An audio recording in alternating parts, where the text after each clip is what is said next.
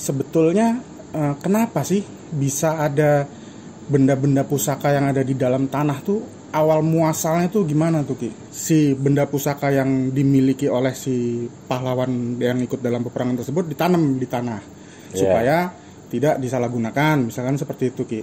Nah, itu seperti apa Ki? Apakah yang benda yang bekas dia berperang ditanam di satu tanah terus dia menjadi gaib atau bagaimana? Jadi segala sesuatu hal, benda pusaka ataupun mustika, kalau dia ikut ke seseorang lalu orang itu memendam dan dia itu meninggal, nggak semua benda pusaka itu bisa didapati dengan semua orang kecuali melalui laku lampa spiritual orang tersebut. Semua tahapan ilmu ini mempunyai perjalanan. Yang kita lihat ini manusia ini paling sempurna. Menurut pribadi diri gue ini kita belum sempurna. Kok dikasih rezeki emas padahal emas itu satu hal yang kasat gitu, yang nyata gitu. Nyata. Nah, artinya kan dia tidak akan bisa mempergunakan si emas tersebut. Nah, terus untuk apa kalau bicara masalah Allah tuh kasih rezeki ke si jin ini berupa emas? Tapi beberapa kali saya lihat di konten-konten orang gitu ya, atau di cerita-cerita orang, itu begitu ditarik jadinya batangan, ya kan? Nah, sementara yang namanya batangan ini kan buatan pabrik. Iya. Ya kan? Nah, itu gimana tuh penjelasannya tuh? Meskipun ada mahar yang dikeluarkan untuk si ahli tersebut, si paranormal tersebut, nggak akan pengaruh.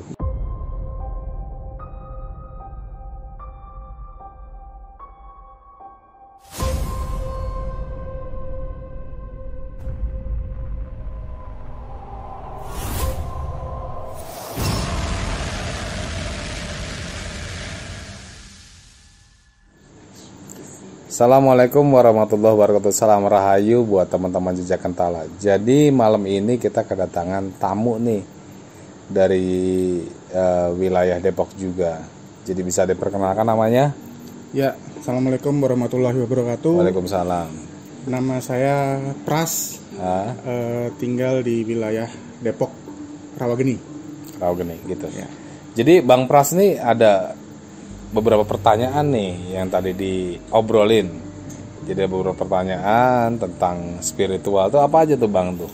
Iya, jadi saya mau tanya ini Ki.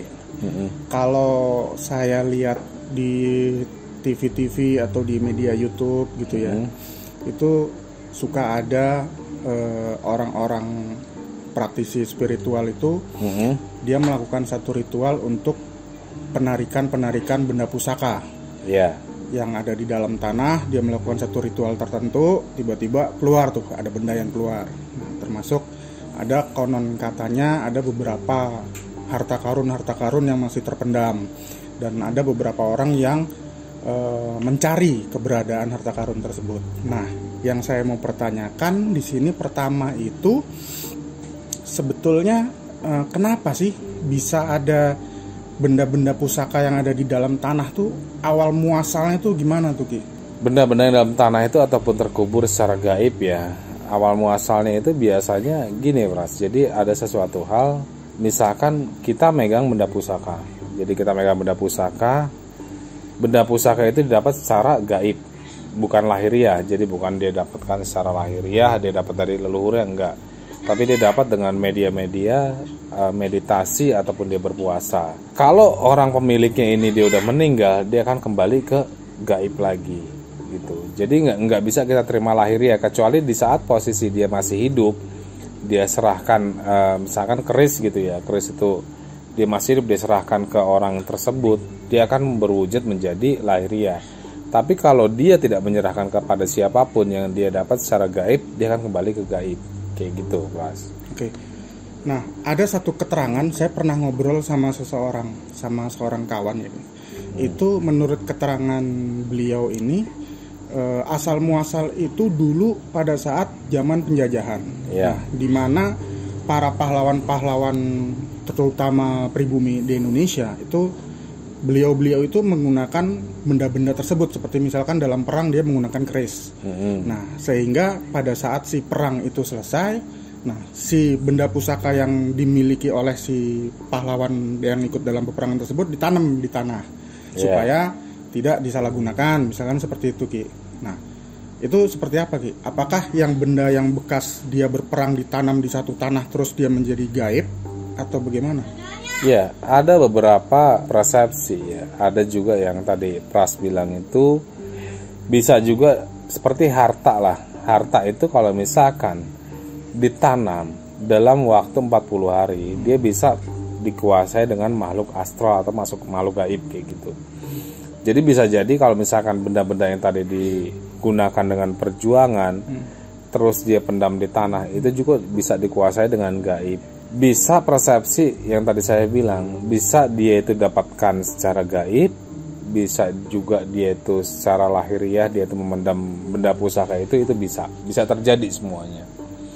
Segala sesuatu hal kalau memang dia itu benda pusaka yang memang sepuh, itu biasa dihuni dengan hodam ataupun gaib, jadi dikuasai kayak gitu. Contoh, misalkan di sini ada beberapa mustika diyakini dengan seseorang. Contoh misalkan kayak merah delima, ada juga besi kuning, ada juga beka, batara karang. Itu juga kalau dipendam dia bisa dikuasai dengan makhluk astral atau masuk makhluk gaib kayak gitu, Mas. Oke. Bahasa pasti dikuasai oleh makhluk astral atau makhluk gaib. Nah, pada dasarnya pada saat si benda ini digunakan oleh seseorang sebelum itu dipendam, itu sudah pasti ada isinya kan begitu Ki bahasanya? Sudah pasti ada isinya. Nah, pada saat itu ditanam, apakah si isi atau si kodam tersebut bisa beralih yang tadinya A, begitu dipendam yang A-nya hilang terus jadi si B gitu? Enggak bisa beralih. Cuman seseorang yang memang dia mau mendapatkan barang tersebut, dia memang harus menjalankan laku ritual atau puasa. Jadi segala sesuatu hal, benda pusaka ataupun mustika, kalau dia ikut ke seseorang lalu orang itu memendam dan dia itu meninggal, nggak semua benda pusaka itu bisa didapati dengan semua orang kecuali melalui laku lampah spiritual orang tersebut. Jadi untuk mendapatkan benda pusaka itu biasanya orang-orang itu dia menjalankan laku ritual atau puasa. Yang kalau misalkan ada satu yang dibilang kalau untuk orang Jawa itu pulung. Pulung itu dikatakan untuk orang Jawa itu pulung, kalau untuk di diri kita ini jodohnya. Itu biasanya kalau pulung atau jodohnya itu bukan terah atau keturunan orang lain, tapi terah dari kakek kita. Kayak gitu. Jadi nggak bisa kalau misalkan segala sesuatu hal benda pusaka pendem, misalkan diri Pras yang mendem terus orang lain yang dapat, nggak bisa kayak gitu. Jadi nggak bisa kayak gitu. Dia harus untuk mendapatkan sesuatu hal benda pusaka yang dimiliki dengan leluhur ataupun orang-orang sakti zaman dulu, ya dia harus menjalankan ritual puasa kayak gitu, Pras. Oke, nah pertanyaan saya pernah lihat ya di beberapa media YouTube seperti itu ya Ki. Itu kalau bicara masalah lelaku atau puasa, kalau menurut saya pada saat itu lihat, itu kan tidak di satu tempat, ini kan hanya ada beberapa titik atau mungkin nggak ada sama sekali gitu. Nah, bagi orang-orang tertentu yang menguasai hal spiritual tersebut pasti dia tahu tuh, oh nih di bawah pohon ini ada pusakanya seperti itu. Nah, di seketika itu pula dia melakukan satu ritual, entah dia bakar dupa atau dia baca-baca apa, itu tiba-tiba keluar Ki, tanpa dia melakukan satu puasa. Kalau ibaratnya melakukan satu puasa kan memerlukan jeda beberapa hari gitu misalkan, atau beberapa puluh hari. Nah itu pada saat di tayangan tersebut itu dia cuman tanam dupa, kemudian baca-baca apa, itu keluar tuh benda itu.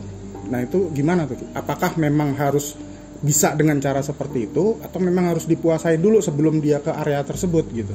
Oke. Penarikan benda pusaka itu sebenarnya sama kayak pengobatan santet, Pras. Dia bisa yang Pras tadi bilang itu dia bisa langsung keluar cukup bakar dupa kalau ilmu dia lebih tinggi dari hodam atau jin yang menunggui pusaka itu. Sama seperti santet. Santet itu kalau seandainya kita mengobati ilmu santet ataupun orang yang terkena santet, kalau ilmu kita di bawah dari dukun itu, kita mau baca apapun, kita mau puasa apapun gak akan bisa sembuh. Jadi kalau untuk penarikan benda pusaka yang tadi Pras bilang, bisa dengan cara nggak usah bakar dupa, cukup kita itu baca munajat, baca bismillah, baca sholawat, itu ditarik langsung keluar. Kalau ilmu kita lebih tinggi dari hodam tersebut. Kalau kita lebih rendah dari hodam tersebut, ya kita harus melakukan media, bisa berpuasa, bisa kita itu istiqomah ataupun uzlah. Uzlah di sini kita berzikir sekian hari untuk mendapatkan benda pusaka itu. Cuman yang menjadi pertanyaan, kira-kira kita ini bisa nggak ilmunya di bawah ataupun di atas hodam itu? Kan berat. Oke, bicara masalah ilmu yang lebih tinggi, kita lari sedikit ke agama. Nah, dari segi penciptaan dan atau secara ilmu agama, bukannya manusia ini lebih sempurna daripada mereka? Benar.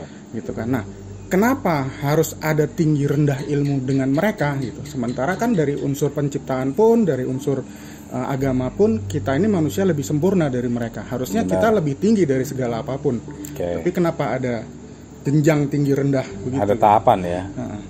Gini, kenapa harus ada jenjang ataupun tahapan? Manusia ini menurut manusia lebih sempurna yang dilihat kasat mata, Pras. Sekarang gue mau tanya sama lo nih, gue balik tanya nih, nggak apa-apa ya. Menurut lo itu manusia itu ataupun jenjang manusia ini lebih sempurna dari makhluk lainnya? Ya, Lo tahu ikan? tahu. Pernah lo lihat ikan tidur?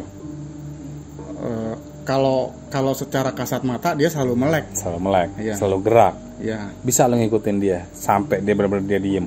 nggak bisa. Nggak bisa. Berarti kita belum sempurna, Pras. Heeh. Yang dijalankan tentang ilmu ini ada beberapa tahapan. Makanya dalam ilmu spiritual ini ada beberapa tahapan. Ada ilmu dasar itu syariat, Pras. Ya. Dari syariat itu ada ilmu torikot dan hakikat lalu marifat. Semua tahapan ilmu ini mempunyai perjalanan. Yang kita lihat ini manusia ini paling sempurna. Menurut pribadi diri gue ini kita belum sempurna. Gue meyakini segala sesuatu hal yang ada di bumi ini ciptaan Allah. Kita dari tumbuhan. Kita berbicara sekarang dari tumbuhan.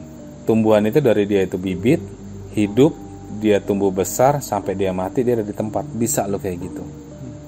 Bisa atau enggak? Nggak tahu. Tumbuhan, ini tumbuhan nih, Iya. ini tumbuhan.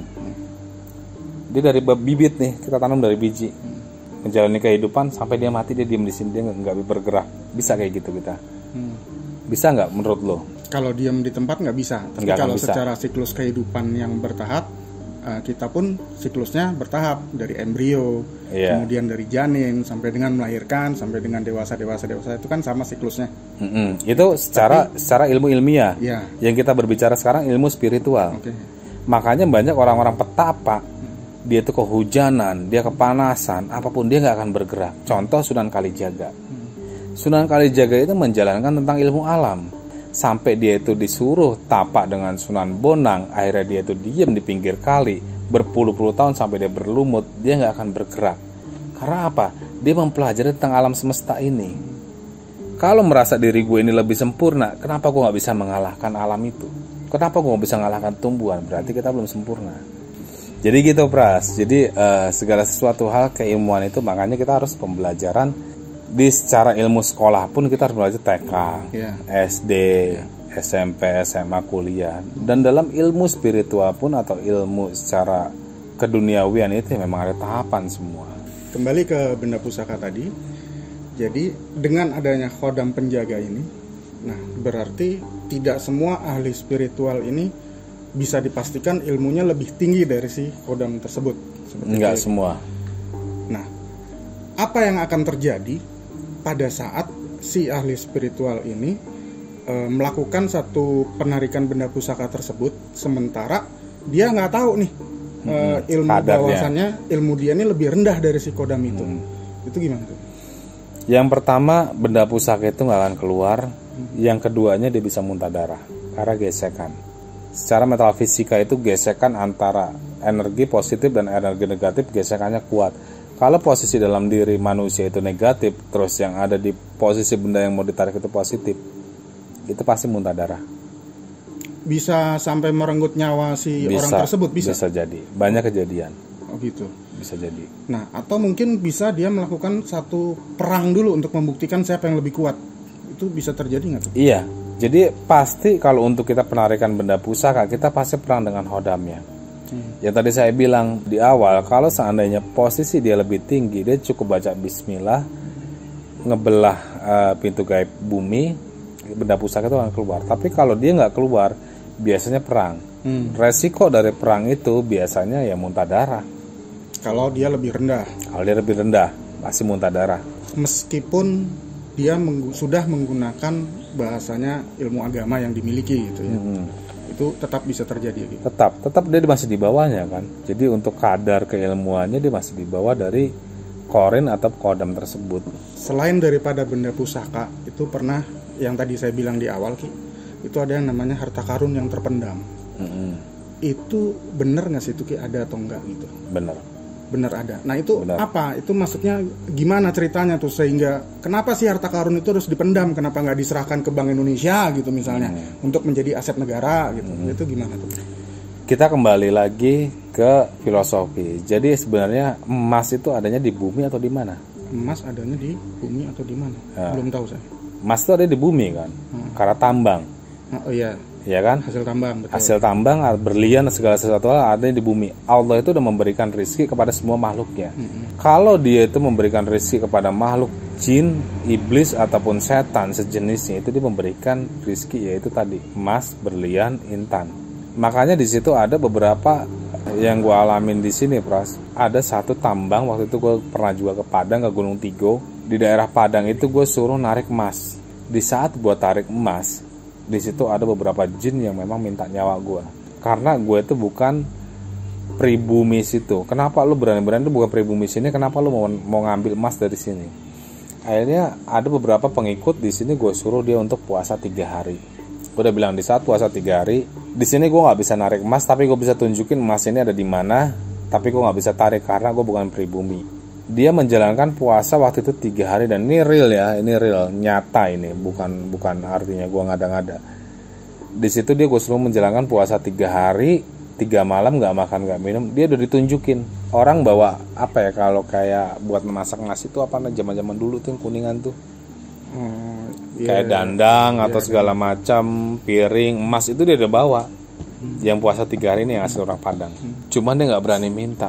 Jadi kenapa itu? Gue bilang tadi gaib itu dia udah dikasih rezeki dengan Allah itu tentang emas atau segala sesuatu hal. Kalau kita bersekutu dengan jin atau setan, kita bisa meminta emas, berlian atau intan. Yang penting kita mau bersekutu. Contoh pesugihan. Contoh kita bersekutu dengan Nyai Blorong. Itu ada beberapa emas yang memang kita bisa ambil, tapi kita harus bersekutu dengan mereka. Kalau untuk kita mau cari jalan yang cepat, Allah udah ngasih rezeki buat mereka. Bukan hanya manusia, tapi jin pun dikasih rezeki dengan cara menunggu emas. Lo boleh memiliki emas, tapi mereka minta imbalan. Gue udah nunggu emas nih bertahun-tahun, terus apa yang gue dapat? Makanya di situ jadi kalau kita mengambil emas ataupun melakukan pesugihan, imbalannya kita harus jadi budak dia. Gitu, Pras. Ya, secara agama Islam pun kan dilarang kita bersekutu ya, Ki. Ya. Oke, nah bicara masalah tadi Kiseno menyebutkan Allah itu memberikan satu rezeki ke jin dan makhluk sejenisnya, yaitu berupa tadi hasil tambang tadi contohnya emas. Kalau dalam logika saya nih Ki ya, rezeki yang Allah berikan kepada kita itu kan supaya bisa digunakan, supaya bisa dimanfaatkan seperti itu kan. Nah sementara dari unsur penciptaan si jin ini kan bahasanya tidak kasat seperti kita. Nah kok dikasih rezeki emas, padahal emas itu satu hal yang kasat gitu, yang nyata gitu. Nah artinya kan dia tidak akan bisa mempergunakan si emas tersebut. Nah terus untuk apa kalau bicara masalah Allah tuh kasih rezeki ke si jin ini berupa emas, sementara emas itu nggak akan bisa digunakan sama dia, nggak bisa buat beli baju atau beli mobil dan lain sebagainya. Seperti itu. Nah itu gimana? Ya, jadi dari tadi pertanyaan itu, menurut gue itu jin itu kan dikasih rezeki dengan Allah itu kan nggak secara lahiriah nggak bisa buat beli apa-apa. Jin itu ataupun setan itu udah berikrar dengan Tuhan bahwa dia akan menggoda anak cucu Adam. Dengan cara dia itu memiliki emas, dia bisa menyekutukan atau membuat orang lain ini lupa dengan Tuhannya, dan dia bersekutu dengan jin itu. Jadi artinya kesimpulan di sini, jin itu tetap bisa menyesatkan orang. Yang penting dia mau mendapatkan kekayaan. Makanya ada beberapa persepsi yang di sini ini dijalankan dengan manusia itu namanya pesugihan, gitu, Pras. Jadi ada beberapa pesugihan itu bisa menjadi persekutuan manusia ini dengan jin ataupun setan Contoh kayak misalkan di sini dia bersekutu dengan Nyai Blorong, ataupun dia itu bersekutu dengan Dewi Lanjar, dan itu menjadi momen jin itu untuk menyesatkan umat manusia gitu. Nah, terus bicara masalah emas nih, harta karun tadi ya. Nah, itu kan hasil tambang itu kan berupa seperti pasir gitu ya, Ki. Nah, tapi beberapa kali saya lihat di konten-konten orang gitu ya, atau di cerita-cerita orang, itu begitu ditarik jadinya batangan, ya kan? Nah, sementara yang namanya batangan ini kan buatan pabrik. Iya. Ya kan? Nah, itu gimana tuh penjelasannya tuh? Kalau batangan itu biasanya dia nggak emas, tapi lebih ke kuningan sari. Kuningan sari itu apa? Kuningan sari ini jadi campuran emas, tapi di saat kita itu tarik yang batangan, murninya itu hilang, terkecuali dia memakai tumbal. Nggak akan bisa, siapapun nggak akan bisa menarik emas dengan dia itu murni, nggak akan bisa. Jadi yang batangan itu adalah yang batangan kuningan itu sari. Kuningan sari, bukan emas murni. Pertanyaan saya, kuningan sari itu buatan pabrik kah atau memang awalnya dicetak? Awalnya dicetak pabrik. Misalkan Soekarno nih, Mas Soekarno, awalnya cetakan pabrik dipendem lah di laut. Tapi murninya itu ditarik dengan jin. Dia nggak akan bisa menjadi murni. Yang ditarik dengan seseorang itu dia keluar satu peti misalkan emas 99 ons kayak gitu. Dia nggak akan menjadi emas murni, tapi kuningan sari. Kuningan sari. Meskipun si orang yang mengerjakan penarikan tersebut berilmu tinggi, bahkan lebih tinggi dari si kodam penjaga itu. Nggak akan bisa, kecuali pakai tumbal, baru gue percaya. Kecuali pakai tumbal. Iya, tumbal itu ya manusia. Itu memang sudah menjadi kodratnya seperti itu. Kan tadi di awal mengatakan kalau ilmu si ahli spiritual ini lebih tinggi, maka dia akan bisa menarik benda pusaka. tersebut. Itu khusus untuk pusaka. Untuk pusaka, tapi kalau untuk harta dia nggak akan bisa, terkecuali ada tumbal. Tumbal di sini biasanya dia tumbal nggak mau binatang, tapi manusia yang menariknya itu. Atas permintaan si jin penunggu tadi. Tujuan daripada adanya penarikan itu apa? Tujuan adanya penarikan itu pertama dia hanya untuk menguji ilmunya, pembuktian. Pembuktian untuk pengikutnya. Tapi setahu pengalaman gue di dalam spiritual ya udah puluhan tahun ini, kalau untuk menarik pusaka itu pasti bisa. Tapi kalau untuk menarik emas itu biasanya yang keluar kuningan sari. Nggak akan bisa dia menjadi emas murni. Karena apa? Di situ siapa sih yang mau kita mendapatkan emas murni tapi ada tumbal? Kan nggak mungkin mau ada. Nah itu makanya yang ditarik kayak misalkan 99,9 ons itu 1 kilo kan, satu emas itu ada satu peti. Itu biasanya kuningan sari. Nggak akan bisa menjadi murni. Berarti tujuannya hanya untuk pembuktian. Pembuktian aja. Dengan keilmuannya ataupun untuk para pengikutnya. Iya. Nah, bicara masalah tujuan tadi, ada satu ketika benda pusaka itu sudah keluar, itu dikasihkan ke seseorang dengan pernyataan dari si ahli spiritual itu, ini untuk membantu kamu melariskan usahamu. Nanti taruh di atas etalase dagang ya, atau taruh disembunyikan di bawah meja dagang misalkan seperti itu. Nah itu gimana tuh? Berarti kan benda pusaka itu memang memiliki fungsi. Memiliki fungsi. Nah, bagi yang menariknya. Bagi yang menariknya. Jadi kalau kita serahkan ke orang biasanya ada metode ritual lain. Contoh kayak misalkan dia harus memuasakan 3 hari. Kalau dia hanya menaruh aja nggak akan menjadi dampak ataupun efek apa-apa untuk pengelarisannya. Nggak akan berdampak apa-apa kayak gitu. Jadi dia harus untuk menyatu itu dia harus bisa mengimbangi dengan paranormal tersebut gurunya itu. Jadi kalau dia hanya taruh ini nggak akan berdampak apa-apa. Berarti artinya kalau misalkan contoh begini, Kiseno tarik keris gitu ya, atas permintaan saya supaya saya punya usaha bisa lancar gitu bahasanya, dengan perantara si keris yang ditarik sama Kiseno gitu. Nah terus Kiseno kasih saya, nih Pras, udah gue tarikin begitu kan, lu taruh di bawah meja dagang gitu. Nah tanpa saya melakukan ritual apapun, nggak akan berpengaruh. Itu nggak akan berfungsi. Nggak akan berfungsi. Pasti. Yang tadi gue bilang itu, lu harus menjalankan puasa minimal 1 hari sampai 3 hari. Meskipun ada mahar yang dikeluarkan untuk si ahli tersebut, si paranormal tersebut, nggak akan pengaruh. Nggak ada fungsinya gitu. Nggak ada fungsi. Nggak akan berfungsi. Karena untuk kita itu bisa memungsikan itu kan ada kuncian. Segala sesuatu hal untuk kita menarik benda pusaka itu harus ada kuncinya. contoh membuka pintu gaib bumi. Setelah kita mendapatkan, kita memberikan ke seseorang, itu pun harus ada kuncinya juga, dia harus ngebuka. Misalkan dia nggak pakai metode puasa misalkan contoh beberapa pusaka yang gue pegang ini lo beli nggak harus pakai puasa, tapi lo baca Yasin 30 kali balik, jangan putus, itu ada. Tapi kalau hanya kita megang gitu nggak akan berfungsi apa-apa. Kayak contoh, gue punya motor, gue kasih lo ke motor, tapi gue nggak kasih kunci, bisa hidup nggak motornya? Nggak bisa. Nah, halnya kayak gitu, sama kayak gitu. Gue kasih aja rangkanya aja, tapi gue nggak kasih kunci buat dia ngontakin, hidupin, itu nggak akan bisa. Sama, kecuali gue kasih ini motor, ini kuncinya, cara ngidupinnya begini, gue ajarin kayak gini, lo baru bisa pakai motor itu. Hal yang kecilnya kayak gitu gambarannya. Pernah satu ketika nih nyata. Saya punya teman, ya kan. Nah, dia datang ke bahasanya salah satu gurunya lah, ke orang spiritual, supernatural atau paranormal lah kita gampangnya ya. Nah, kemudian sama gurunya dia dikasih satu apa ya, bahasanya mustika kali ya. Bahasanya mustika atau benda pusaka itu semacam kayak batu cincin. Nah, itu dibilang ini kamu pakai nanti kamu akan kebal bacok gitu bahasanya. Tanpa melakukan ritual apapun. Nah, itu begitu dipakai, diuji coba, itu kebal Ki. Bisa. Nah, berarti kan nggak harus dengan kunci tadi itu Ki. Oke, bisa. Yang paling utama kekebalan itu ceritanya kekebalan kan. Kekebalan ini bisa kita pakai tanpa kita melakukan apapun, itu mustika.